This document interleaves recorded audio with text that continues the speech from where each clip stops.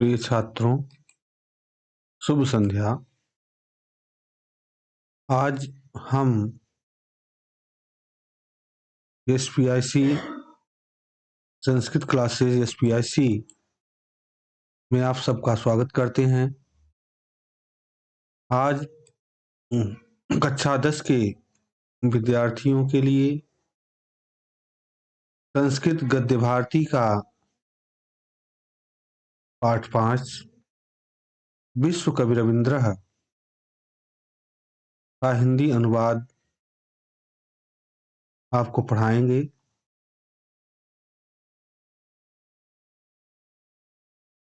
आप लोग देखिए, आंग्ल वांग्मय अंग्रेजी भाषा के काव्यधन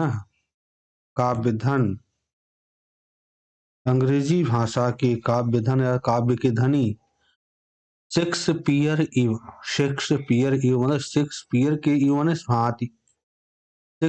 के समान संस्कृत साहित्य में कवि कुल गुरु कालिदास के समान हिंदी साहित्य में महाकवि तुलसीदास के समान बंगला साहित्य में रविंद्र को के नाविदितः स्यात्, कौन नहीं जानता। आंग्ल वांग्मय अंग्रेजी भाषा के काव्य धनी शेक्सपियर के समान संस्कृत साहित्य में कवि कुलगुरु कालिदास के समान हिंदी साहित्य में महाकवि तुलसीदास के समान बंगला साहित्य में रविंद्र को कौन नहीं जानता होगा। आधुनिक भारतीय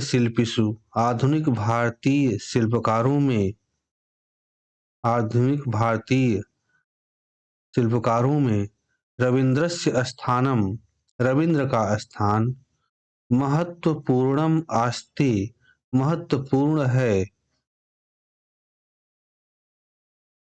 इति ऐसा सर्वैः ज्ञायत एव, ऐसा सभी लोग जानते ही हैं।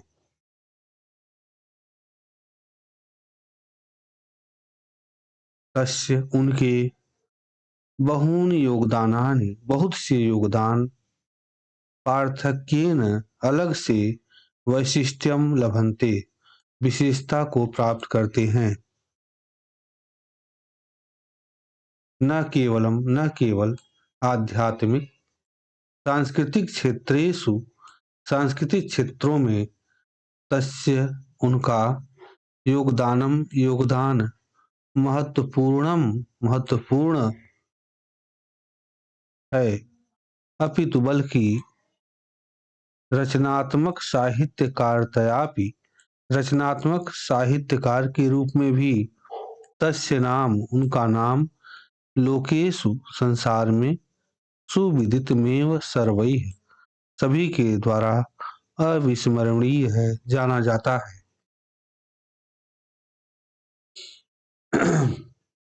आप संदर्भ लिखेंगे। प्रस्तुत गद्यांश हमारी पाठ्य पुस्तक संस्कृत गद्य भारती के विश्व कवि रविंद्र पाठ से लिया गया है। इसके बाद अनुवाद डालेंगे। अनुवाद में आप शुरू करेंगे। आंग्ल वांग्मय काव्यधन, अंग्रेजी भाषा के काव्यधनी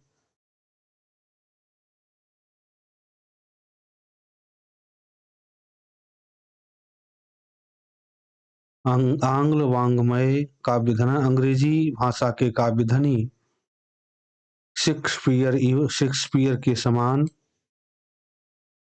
संस्कृत साहित्य में कवि कुलगुरु कालिदास के भांति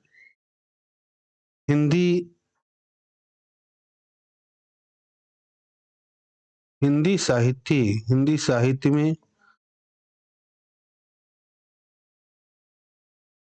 महाकवि तुलसीदास महाकवि तुलसीदास के समान बंगला साहित्य में कविंद्र रविंद्र को केना विदितस्यात्, कौन नहीं जानता होगा। आधुनिक भारतीय शिल्पकारों में रविंद्र का स्थान महत्वपूर्ण है। इति ऐसा सर्वे ज्ञायत एव, सभी जानते हैं जानते ही हैं। तस्य उनके बहुत से योगदान पार्थक्येन अपलग से वैशिष्ट्यम विशेषता को लभन्ते प्राप्त करते हैं। न केवल आध्यात्मिक सांस्कृतिक क्षेत्रों में तस्य योगदानम, उनका योगदान महत्वपूर्ण है, अपितु बल्कि रचनात्मक साहित्यकार के रूप में भी तस्य नाम, उनका नाम लोकेषु संसार में सुविदित मेव सर्वैः, सभी के द्वारा जाना जाता है। उसके बाद सांस्कृतिक क्षेत्र में इनका क्या योगदान है, रविन्द्रनाथ टैगोर का इसको दिखाया गया है। संगीत विधाओं में नृत्य विधाओं में उन्होंने नवीन शैली को प्रकट किया। वह शैली रविंद्र संगीत के नाम से विख्यात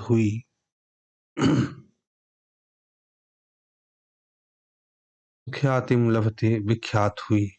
एवं इसी प्रकार नृत्य विधाओं में परंपरागत शैली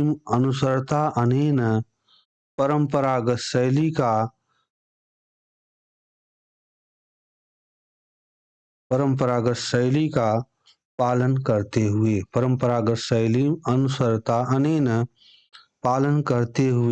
इन्होंने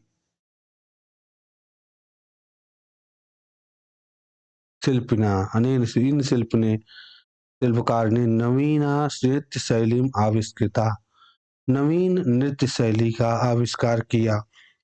एवं इस प्रकार नृत्य विधाओं में परंपरागत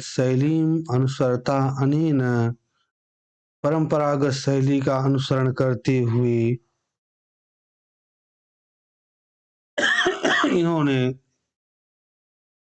नवीन नृत्य शैली का आविष्कार किया।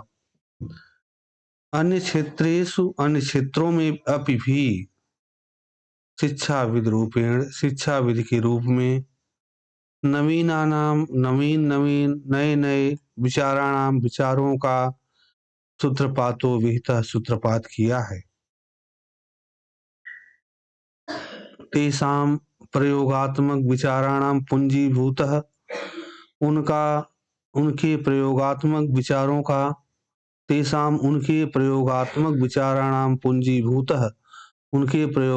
विचारों का पुंजीभूत निरुपम प्रासाद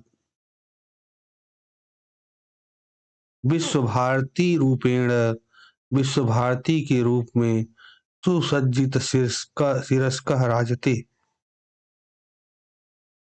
विश्वभारती के रूप में सजे हुए सिर वाला होकर राजते शोभायमान है। यत्र, जहां पर आश्रम शैली नवीन शैली के साथ समन्वय विराजमान है।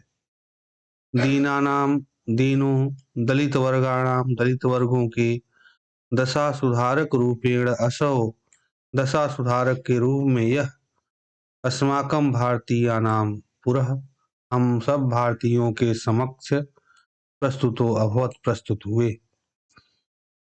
रविन्द्रनाथ का जन्म कालिकाता नगरे कलकत्ता नगर की में 1 अधिक अष्टादश सप्तमे 1861 ईस्वी को ख्रीष्टाब्द ईस्वी को मई मासस्य मई महीने के सप्तमे दिवसे 7 तारीख को अभवत हुआ था।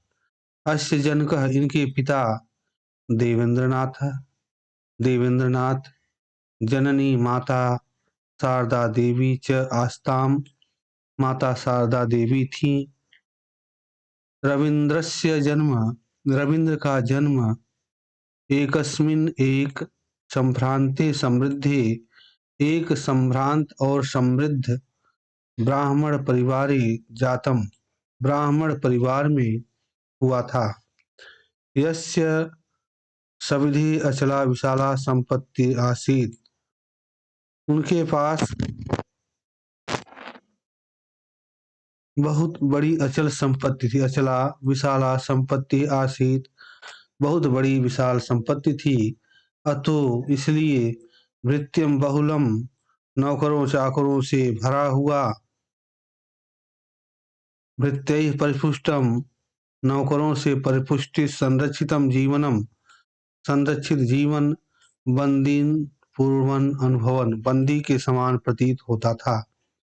अतः इसलिए स्वच्छंद विचरण के लिए क्रीडनाय खेलने के लिए सुलभ अवकाश नासीत नहीं था। तेन मनः उनका मन खिन्न रहता था। वैभवशाली भवनस्य अगला पैराग्राफ है यहाँ से वैभवशाली भवनस्य पृष्ठभागे वैभवशाली भवन के पिछले भाग में एक कमनीयम शरः आसीत एक कमनीय तालाब था। यस्य जिसके दक्षिण तट पर नारियल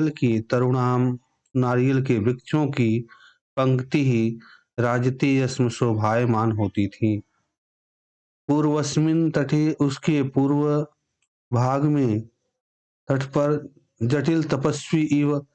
एक जटिल तपस्वी के समान महान बड़ा पुरातन एक वटवृक्ष अनेक शाखा संपन्न होता हुआ अंतरिक्ष को परिमातुमिव नापने के समान समुद्रतः आसीत तैयार था।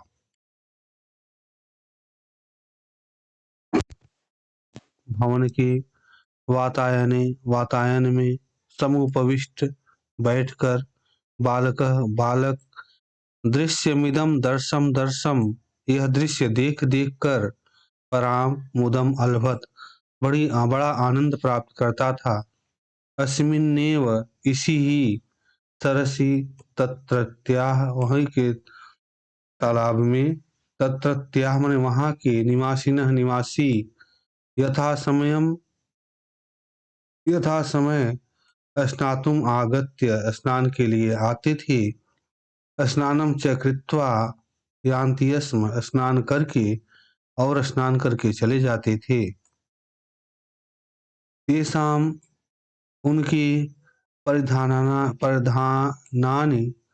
विविधाः उनके पहनावे विविधा अनेकों क्रियाश्च दृष्ट्वा और क्रियाओं को देखकर बालक किंचित कालम कुछ समय तक प्रसन्न हो जाता था।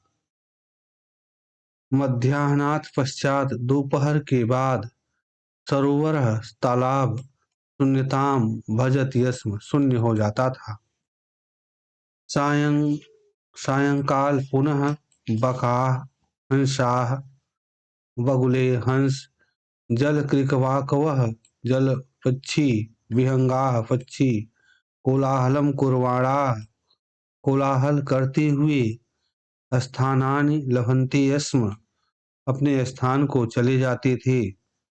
तस्मिन् काले उस समय, इदमेव कमरः सरः यह कमनीय तालाब बालकस्य मनोरंजनम अकरोत् बालक का मनोरंजन करता था। एक तीसरा पैराग्राफ है, इसको देख लीजिएगा। शिक्षा। रविंद्र की प्राथमिक शिक्षा गृहे एव जाता, घर पर ही हुई। शिक्षण वंग भाषायाम प्रारभत, बंगला भाषा में प्रारंभ हुआ। प्रारंभिक विज्ञान, संस्कृत, गणित मिति और गणित त्रयो पाठ्य विषया अभुवन, 3 पाठ्य विषय हुए। प्रारंभिक गृह शिक्षायाम समाप्तयाम, प्रारंभिक गृह शिक्षा समाप्त करके बालक उत्तर कालिकाता उत्तर कलकत्ता नगर के ओरिएंटल सेमिनार विद्यालय में प्रवेश प्राप्त किया। तदंतरम उसके बाद नार्मल विद्यालय में गए, परम लेकिन कुत्रापि कहीं भी मनो न रमते अस्म, मन नहीं लगा। ठीक है बच्चों, फिर विद्यार्थियों आपको इसके अगले सेक्शन में, अगले भाग में शेष पैराग्राफ का अनुवाद हम आपको बताएंगे। तब तक के लिए नमस्कार, शुभ रात्रि।